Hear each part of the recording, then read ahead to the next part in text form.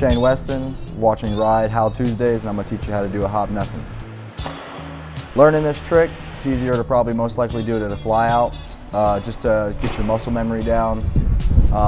Then it's easier to take it to the streets, but letting go of all four things is kind of scary because one might lag and your bike will lean. So you take your feet off first, your bike straight, follow up with your hands right afterward, and then as far as getting back on, pretty much just grab anything and absorb the landing. Sometimes if you try to let go all four at once, it's a lot harder because something will lag. Your bike will lean left or right depending on which one let go last. So that's why I always go feet first, and when the bike feels straight, I know I can just follow up with my hands. And then I don't know which one I grab first. I think I just try to go for anything when I'm landing. Letting go of your feet, I like to do it as I'm going up. So if you do it as you're going up and you let go of your hands, your bike will tend to kind of follow you instead of waiting until you get to the top because your bike will just drop. It's probably best to be forward over the bike, but that will come with more confidence of just being able to do it. You might be back at first, just depending on where you're doing it in the hop. I feel like everything comes off the pop and how you do it, because you can send your bike forward or you can leave your bike behind you. I definitely like to let go feet and then hands, and it's also as I'm going up, because if you're doing it as you're going up, your bike will just stay with you other than lag or be too in front of you. Definitely when you're at your peak, you should be at your full extension, and then as soon as you start declining, you'll just see all your limbs go back to where they need to go, and just out of instinct really, and yeah, it's done.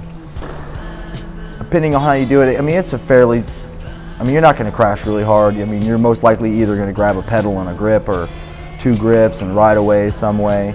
There is occasion where your bike can just float away. If it floats away far enough, you're considered lucky because you can just land on your feet and run out. But sometimes you will get tangled up in the bike. I've definitely gotten tangled up in the bike, but that's just with any trick really.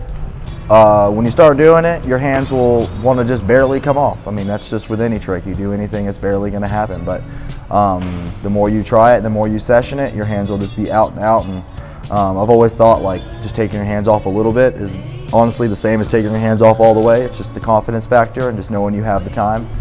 So just go for it. I feel like the most important thing is the pop, because that determines where your bike is going to go, how it's going to be, and if it's going to be with you. So I would say the most important thing is the pop and just making sure you're straight, because if you do it a little crooked or a little cattywonk, your bike will just carry that momentum and just kind of go offset. Sometimes your bike will be, your front end will be up for sure, but you can also even it out. I think it's more, that's also based on pop of how you do it. I like to try to even mine out just because they look a little better, and you're not landing back tire to front tire, you're landing like evenly. Nothings are super sick. I loved it because the old dirt trick, Chris Bennett was God, and I wanted to be Chris Bennett when I was young, so I wanted to learn nothings. Learned them at a skate park. Obviously street became super popular, so carry it over. They're pretty sick. You can do them anyway really, in and out of manuals, forwards, backwards, up rails. Super sexy trick, go learn it.